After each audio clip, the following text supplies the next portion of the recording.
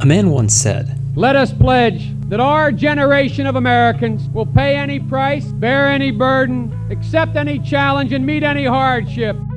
Unfortunately, he plagiarized those words.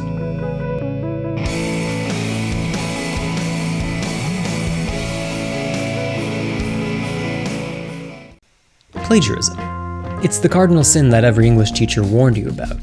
To do it, you take something that isn't yours, a paragraph, a sentence, a single word, you hold it between your fingers like a soft, glittering trinket, and then you put it on a page without once ever giving credit to its author.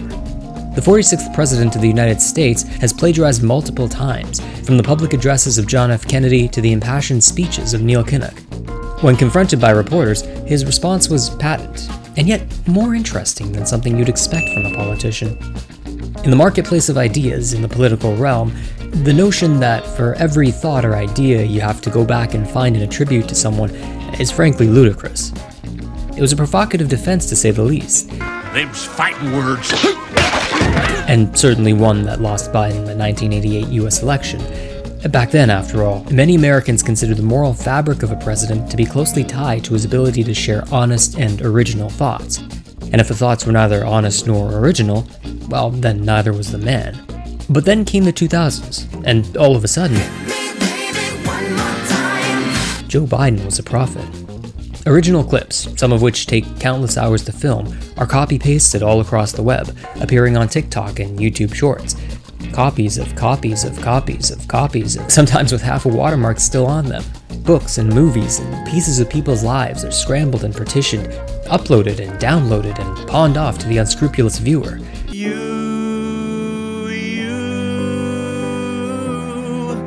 How could you? Shame. Shame. But is it shameful? Or is it something more? Could it be a very human habit? Let's pick that apart a little. The word plagiarism originally comes from the Latin root plagiarius, meaning kidnapper. First used by the Roman poet Marcus Valerius Martialis. Decimus Meridius, Maximus Decimus, Decimus Meridius, Maximus Meridius, Maximus Decimus Meridius. Plagiarius indicated the robbery of a person's creative work, like the theft of a precious treasure, or the abduction of a child in the middle of the night. It's said that when sent to judge a Roman poetry contest, Aristophanes of Byzantium, a well-read writer of the time, realized that nearly all of the contest participants had been plagiarizing each other. When he reported this, the magistrates ordered a mass confession, and instead of prizes, the participants were all retired in disgrace. Throughout the centuries, the disdain of plagiarism, as well as the plagiarism itself, has remained a fundamental part of literature. It's an idea that has grown beyond its definition, and as a result, many writers have toyed around with it, shaping it less like a rule and more like clay. Tolkien, for example, described plagiarism as a fundamental characteristic of evil when discussing his orcs. The shadow that bred them can only mock. It cannot make, not real new things of its own. I don't think it gave life to the orcs, it only ruined them and twisted them. In his literary universe, orcs were once elves, changed by the evil powers of Morgoth, and made not into something new, but something lesser that mocks the originality of where it came from. Yet other writers treat plagiarism like a scalpel, and with surgical precision, they've actually used it to fashion together entire stories. The 1776 novel Tristram Shandy, for example, stole snippets from almost every other work of the time, from Cervantes to Francis Bacon and even Montaigne's essays. Yes, Lawrence Sterne, Shandy's author, stole pieces of writing from Montaigne, the very inventor of the essay. What's more, he arranged them in such a clever way, modifying their tone and placement to make them more humorous or sentimental or satirical, whatever was called for, and to such an extent that his peers didn't even realize what he'd done until after his death. And even then, a debate raged well into the Victorian times as to whether Sterne was really an evil plagiarist or just a clever artist who had transformed pieces of writing that had once meant something else, and were now being repurposed in order to give a new, unique meaning to his own story. Which brings us to this line. Immature poets imitate, mature poets steal. Bad poets deface what they take, and good poets make it into something better, or at least something different. T.S. Eliot said that. Ironically, he also plagiarized his best-known work, The Wasteland, from a collection of other less-known writers. Gross. No, wait, immature. And now that I put the fear of God into you, you're probably wondering, oh have I plagiarized something without realizing it? Wait, are these thoughts I'm thinking also plagiarized?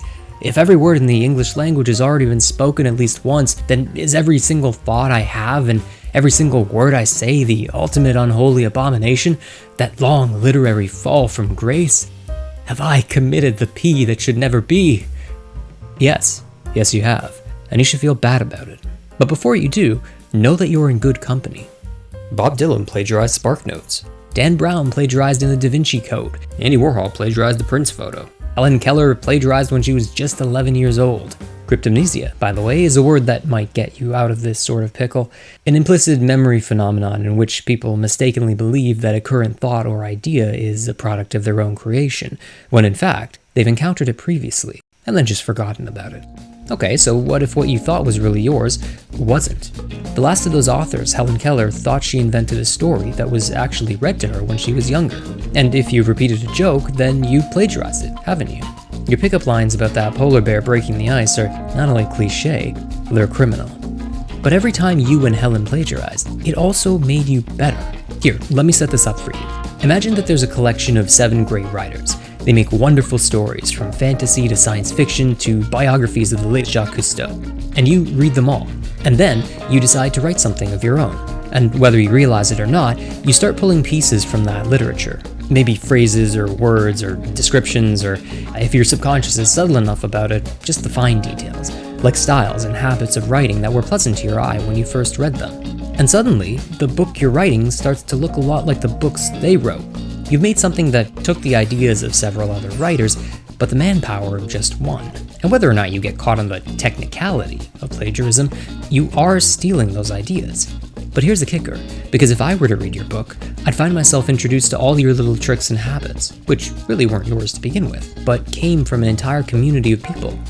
And then what if I wrote a book? It's synthesis.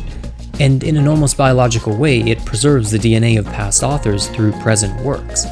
And somewhere at the root of it all, every writer draws on elements of the world around them. We plagiarize life itself and put it into our writing. I was actually thinking about this idea a couple days ago, because a YouTuber, a random internet guy, put out a really neat video on how a book called The Dragonbone Chair inspired George R.R. Martin's Game of Thrones.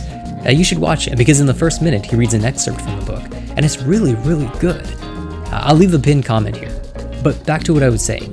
Plagiarism is unavoidable, because we live within a human story that's almost entirely made up of it. Ovid's Metamorphoses was made from a collection of Roman myths, while Dante took inspiration from Virgil, who took inspiration from Homer, who may have just been an entire collection of different poets, all retelling each other's stories over and over again. But at the end of the day, it turns out that no one really lives up to the golden standard. Not Biden, not Helen Keller, not me, and not you. And maybe that's not so bad. Look, human beings tend to be very complicated creatures. While it's tempting to paint plagiarists with a broad brush, judging anyone by their bad deeds or greatest mistakes alone is unfair. If we believe that many serious criminals can turn their lives around and do good that outweighs their mistakes, then plagiarists can too. To be clear, plagiarism is still a significant misstep. It's a lie, and it deprives original creators of rewards for their work. No industry or culture that values originality can afford to take plagiarism lightly. However, we shouldn't take it so heavily that we never give a plagiarist, especially a first offense plagiarist, a chance to redeem themselves and better the world. Also, I just plagiarized the last 7 sentences of this video essay, so yeah.